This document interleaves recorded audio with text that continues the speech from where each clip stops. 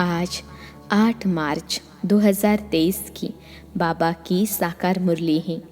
मुरली के महावाक्य हैं, मीठे बच्चे, सबको सुख देने वाला भोला व्यापारी एक बाप है।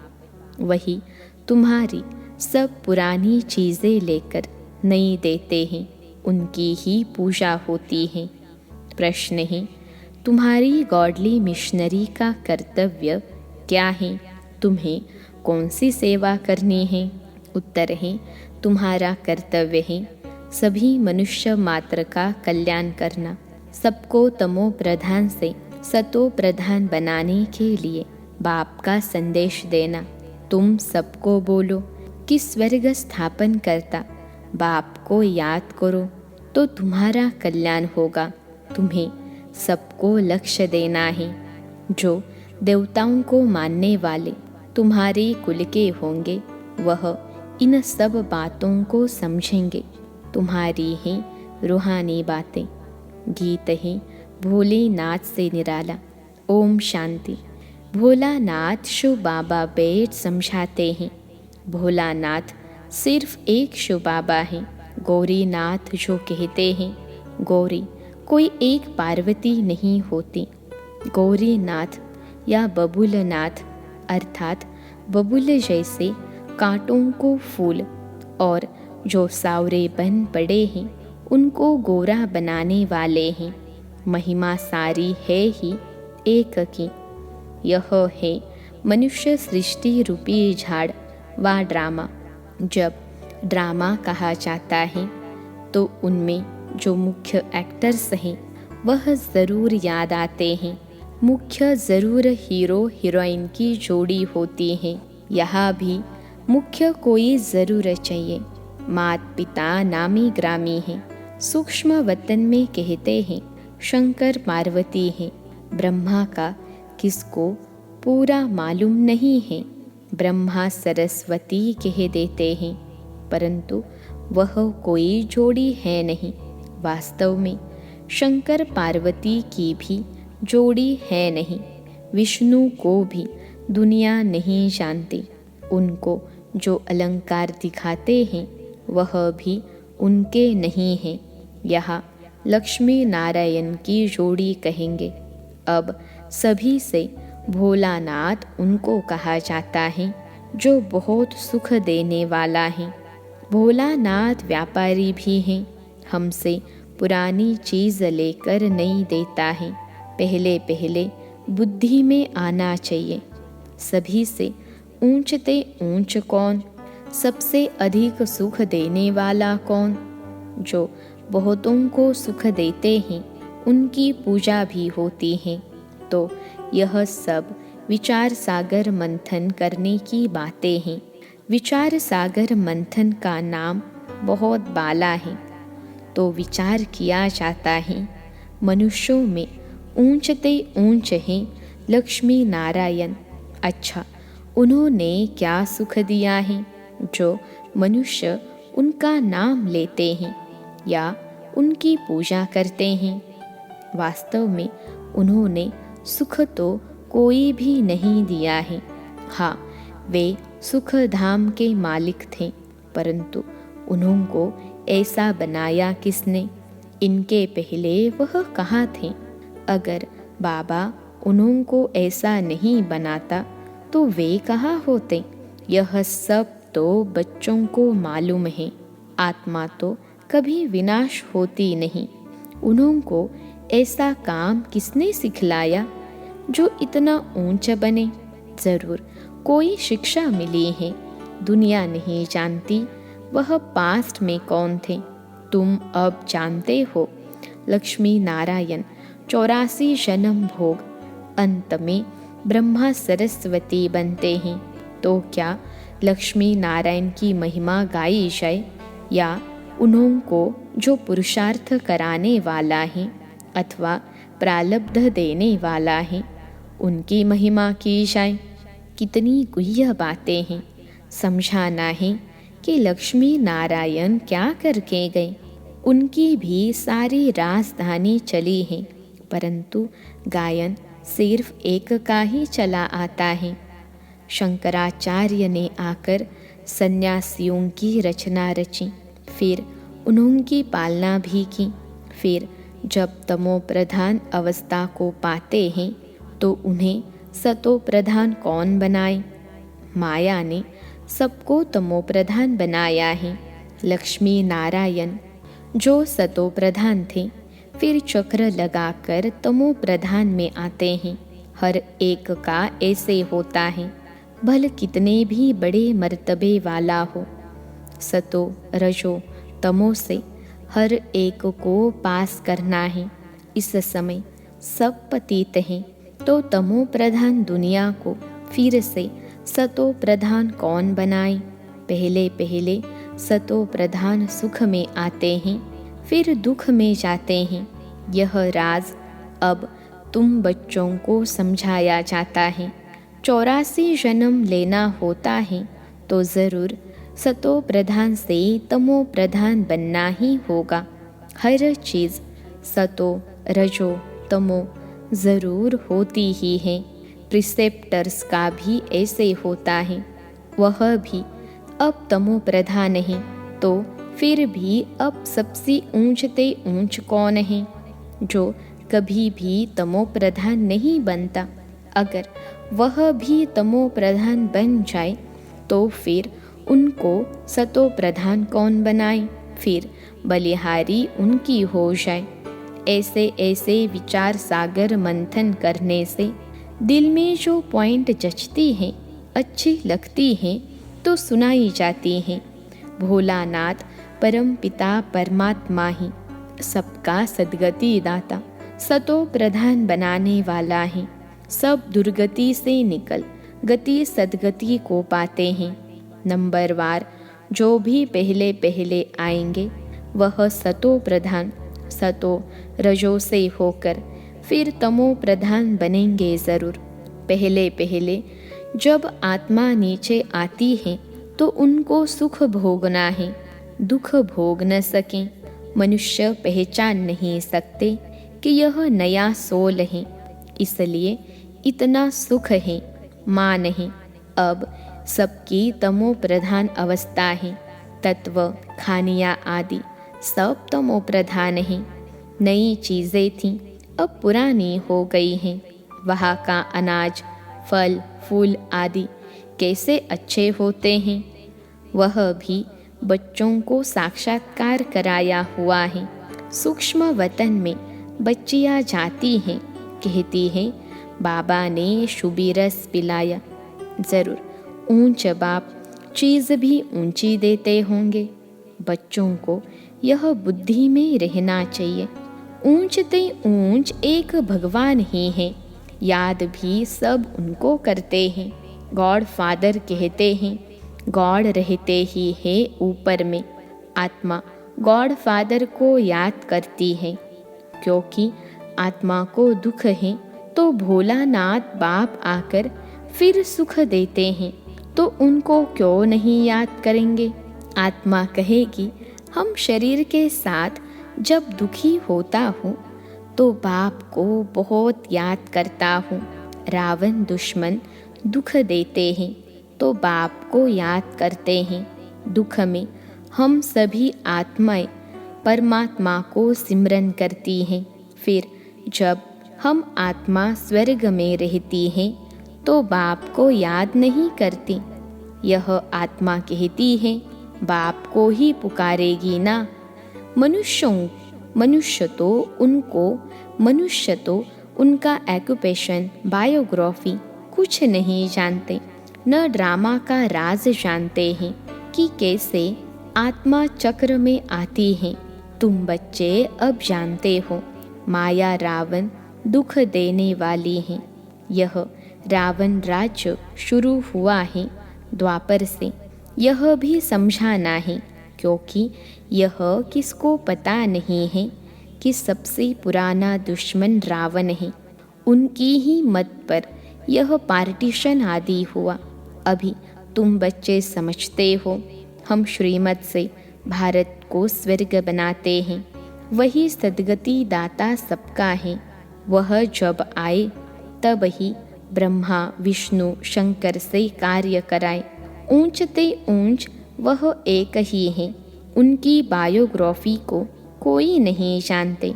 यह खेल ही ऐसा बना हुआ है। तो बाबा समझाते हैं, सबसे बड़ा दुश्मन रावण है, उस पर जीत पानी है। समझाते भी उनको है जिन्होंने कल्प पहले समझा था, वही आकर शूद्र से ब्राह्मण बनते हैं। अब विचार करो, सतयुग से त्रेता अंत तक कितनी संप्रदाय वृद्धि को पाती रहेगी। तो इतने सबको ज्ञान देने की सर्विस करनी है, इतने सब में ज्ञान का बीज भरना है। ज्ञान का विनाश तो नहीं होता, लड़ाई वालों का भी उद्धार करना है। हमारे दैवी संप्रदाय वाले जहाँ होंगे वह निकल आएंगे। उन लड़ाई करने वालों को कहा जाता है, जो युद्ध के मैदान में मरेंगे वह स्वर्ग में जाएंगे। परंतु उनके कहने से स्वर्ग में जा नहीं सकते जब तक तुम लक्ष्य न दो। लक्ष्य सिर्फ ब्राह्मण ही दे सकते हैं। मरना तो है ही। मुसलमान अल्लाह को याद करेंगे, सिख लोग गुरु नानक को याद करेंगे, परंतु स्वर्ग में थोड़े ही जा सकते हैं। स्वर्ग में जाना होता है संगम पर। तो इन लड़ाई आदि वालों को भी सिवाय तुम ब्राह्मणों के यह मंत्र कोई दे न सके। स्वर्ग का मालिक बनाने वाला सबसे ऊंच है वह बाप। यह तो ठीक है। भगवानुवाच कि युद्ध में मरने से स्वर्ग में जाएंगे, परंतु कौन सी युद्ध? युद्ध है दो, एक है रूहानी, दूसरी है जिस्मानी।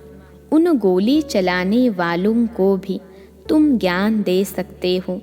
गीता में भी है, मन मना भव, अपने बाप और स्वर्ग को याद करो तो स्वर्ग में जाएंगे। जब संगम युग हो तब ही तुम स्वर्ग में जा सकते। वह है जिस्मानी बातें, यह है सब रूहानी बातें।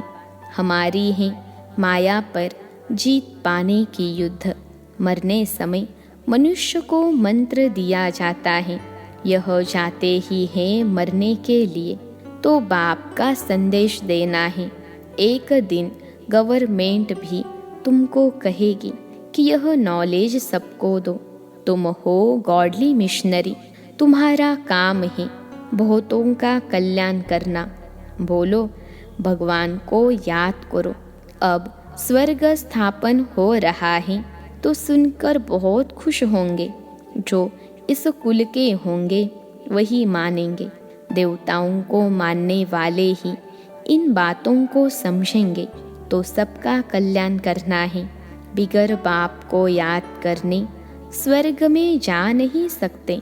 स्वर्ग स्थापन करता बाप को जब याद करेंगे तब ही कल्याण होगा। बाबा ने समझाया है, लड़ाई वाले वह संस्कार ले जाते हैं तो फिर लड़ाई में ही आ जाते हैं। आत्मा संस्कार ले जाती है ना। स्वर्ग में तो जा न सकें। जो भारत की सेवा करते हैं उनको फल तो मिलना चाहिए ना। तो उन्हों की भी सर्विस करनी है। बड़ों बड़ों को समझाना है। तुम्हारा प्रभाव निकलेगा। तुमको कहेंगे यहाँ आकर भाषण करो। जैसे मेजर ने बाबा को मंगाया, जहाँ तहाँ समझाने के लिए घुसना पड़ता है। बड़े को समझाने से फिर छोटे बहुत आते हैं, परंतु गुरु को तुम पहले समझाओ तो चेले लोग उनका माथा ही खराब कर देंगे। फिर उनको निकाल दूसरे को गद्दी दे देंगे, क्योंकि यह बिल्कुल नई बातें हैं ना। सारी दुनिया में एक भी मनुष्य गीता को पूरा समझते नहीं। कहते हैं बरोबर रुद्र ज्ञान यज्ञ से विनाश ज्वाला प्रज्वलित हुई थी। फिर क्या हुआ यह नहीं जानते। मनुष्य कुछ भी नहीं जानते। इस समय सब तमो प्रधान हैं। क्रिश्चियन भी यह मानते हैं कि क्राइस्ट यहाँ बेगर रूप में हैं। फिर बेगर से अमीर कौन बनाए? सबका सद्गति दाता तो एक ही परमात्मा है। तो तुम बच्चे अगर अच्छी रीति बैठ समझाओ तो बहुतों का कल्याण कर सकते हो। बाप स्वर्ग का रचयिता ही पतित पावन है, तो उनकी श्रीमत पर चलना पड़े। जो लायक होंगे वही निकलेंगे। जिनको स्वदर्शन चक्र का व मन मनाभव का अर्थ बुद्धि में है, उनको ही ब्राह्मण कहेंगे। ब्राह्मण बनने बिगर देवता नहीं बन सकते। प्रजा तो बहुत बननी है। त्रेता अंत तक जो आने वाले हैं, उनको यह मंत्र मिलना है।